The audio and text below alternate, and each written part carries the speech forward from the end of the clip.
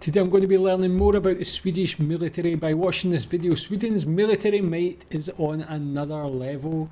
Of course, I've been learning about this boat recently, an absolute beast, and yeah, interested to see this one. This was recommended by one of my viewers, so thanks for the recommendation. Let's check it out.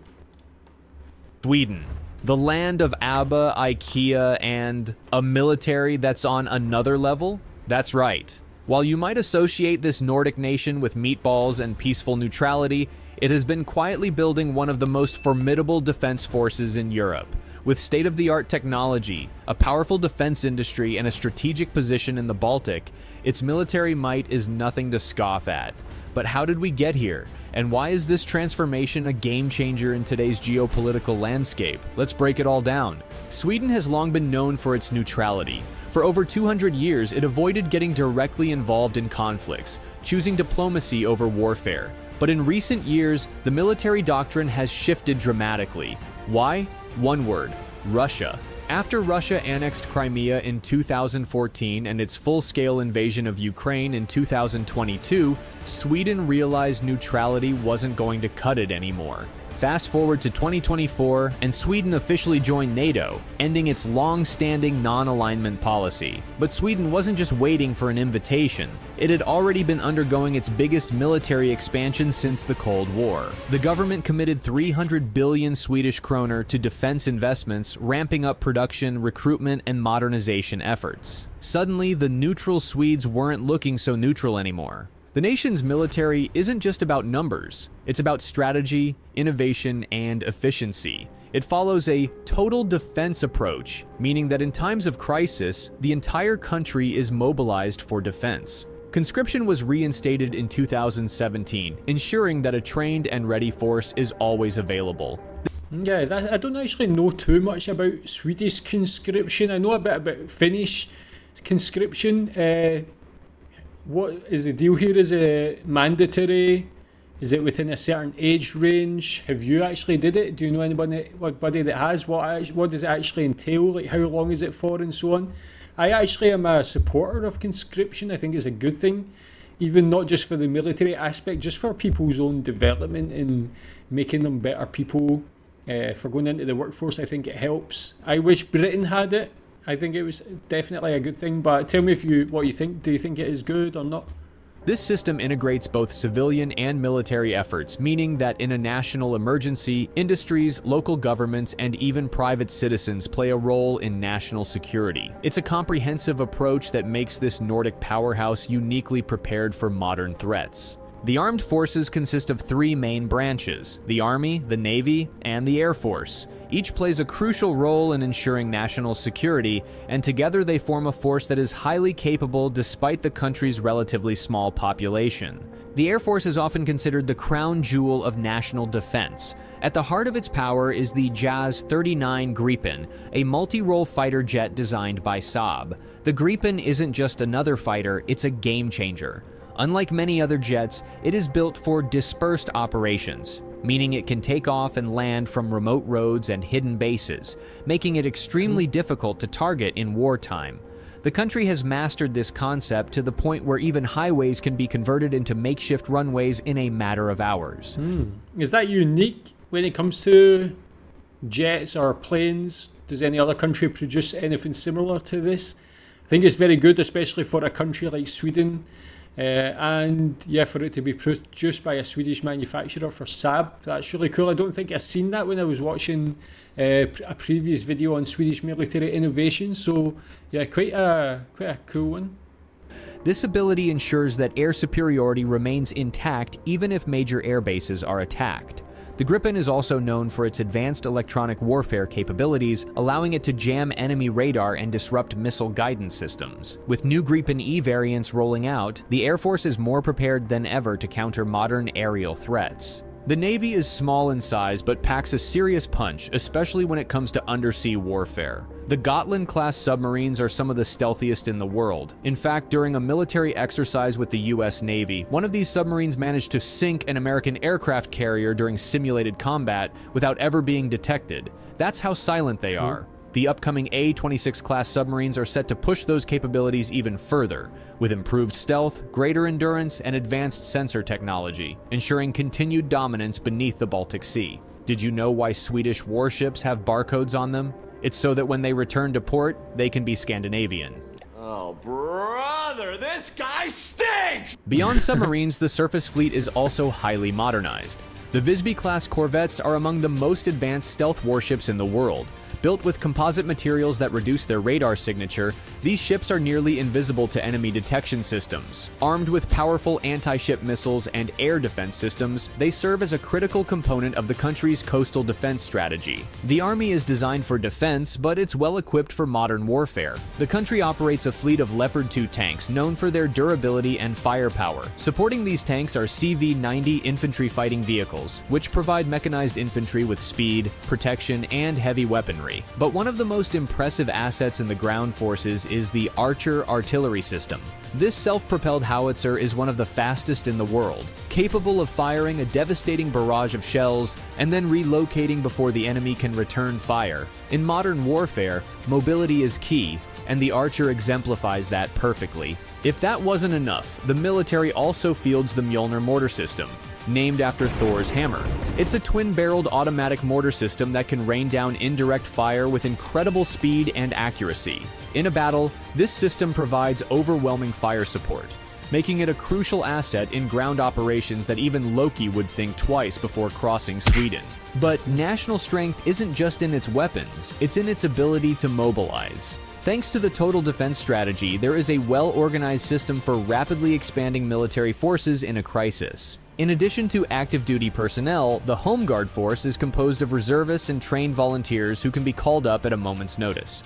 In wartime, this means the country can quickly shift from peacetime readiness to full-scale defense, making it an extremely difficult nation to invade. Sweden's military strength isn't just about hardware, it's also about innovation. The country's defense industry, led by companies like Saab and Bofors, produces some of the world's most advanced weaponry.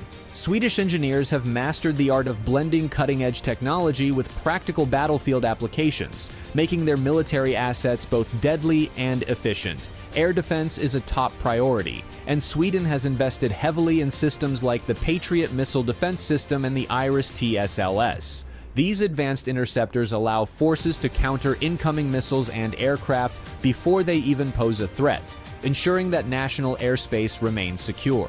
Beyond air defense, Sweden has built a strong reputation for Arctic warfare. Operating in sub-zero conditions is no easy feat, but Sweden has turned winter warfare into a strategic advantage. Its troops are trained to move, fight, and survive in extreme cold, something that gives them an upper hand against adversaries unfamiliar with such conditions. When the temperature drops, Sweden's forces become even more effective, making them a formidable force in the northern regions.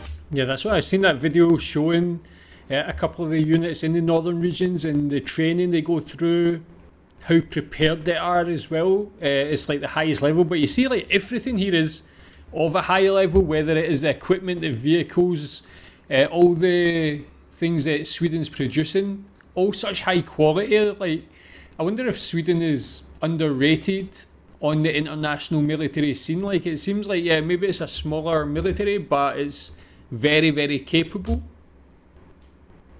Joining NATO wasn't just a political move, it was a strategic shift. Sweden is now a key player in Baltic security, contributing to air policing naval operations and forward land forces in Latvia and Finland. Its geographical position makes it a vital logistical hub for NATO forces in the region, meaning that if push comes to shove, this Nordic power will be at the heart of any defensive operations in Northern Europe.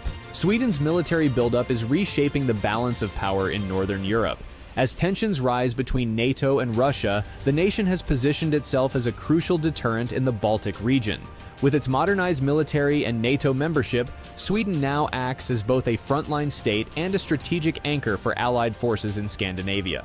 One of the most immediate effects of Sweden's military expansion is the enhanced security of the Baltic states, Estonia, Latvia, and Lithuania. These nations, long seen as vulnerable to Russian aggression, now benefit from Sweden's growing military presence and its ability to project power across the Baltic Sea.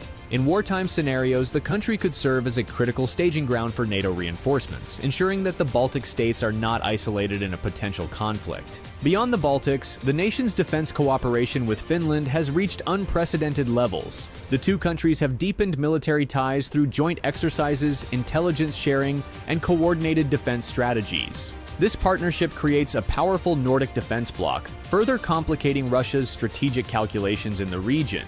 Yeah, that one is definitely good to hear because the Finnish military is very strong as well, so them working together is only going to benefit each other, benefit NATO, provide protection for the rest of Europe. What about other countries in that region like Norway, Denmark? How are they military? How are their militaries? How do they compare? Do you do any sort of training exercises with them as well? I know they're maybe a bit smaller than Sweden, but how do they compare? Additionally, Sweden's military integration strengthens the Nordic defense cooperation, NORDEFCO, which includes Norway, Denmark, and Iceland. By enhancing interoperability between Nordic forces, Sweden contributes to a regional security network that extends beyond NATO, creating a layered and resilient defense structure. From a strategic standpoint, Sweden's advanced submarine fleet and naval capabilities also play a significant role in countering Russian naval ambitions in the Baltic Sea. The ability to track and neutralize enemy submarines is a game changer in a region where naval dominance can determine the outcome of a conflict. With Sweden's presence, the Baltic Sea is no longer an easy operating area for Russian forces. However, this military buildup comes with risks. By taking a more active role in regional security, Sweden increases the likelihood of being targeted in cyber warfare, disinformation campaigns, and other forms of hybrid warfare. Yeah, that's actually true. Yeah, you got to think about it from that point of view as well. But has that happened? Has Sweden suffered anything like that? Have you seen an increase in any of these sort of cyber attacks, bots and things like that in Swedish social media, whether it's just in different things like hacking or anything like that? Has there been any reported increase in this? Russia has already expressed its displeasure with Sweden's NATO accession, and further escalation could bring increased geopolitical friction. The challenge for Sweden will be to maintain a strong deterrent without provoking unnecessary confrontation. So why is Sweden's military might on another level? It's a combination of history, strategy, and cutting-edge technology. With the largest military expansion in decades, NATO integration, and a highly capable defense industry, Sweden has transformed itself from a neutral bystander into a key player in European security. Whether it's Gripen jets, stealthy submarines, or Arctic warfare expertise, Sweden has built a military force that punches far above its weight class. And let's be honest, if Sweden can make self-assembly furniture work, imagine what they can do with a fully assembled military. Let us know what you think about Sweden's military rise in the comments. Yeah, really cool. So yeah, kind of bringing together a lot of the things I've been learning and just seeing in these videos about the Swedish military. Watched some before about the Swedish military training, the different units, the innovation in equipment and vehicles and that sort of thing. And it's all like really such a high level. Yeah, I didn't really thought too much about the negatives, about basically drawing more attention to Sweden and facing problems from adversaries like cyber warfare and so on. So don't know if that's a real risk or it's been going on or what. You can tell me more about that. But yeah, such a strong military. Great to see the collaboration in that relationship with Finland growing stronger as well. Tell me what you think about this video. Thanks.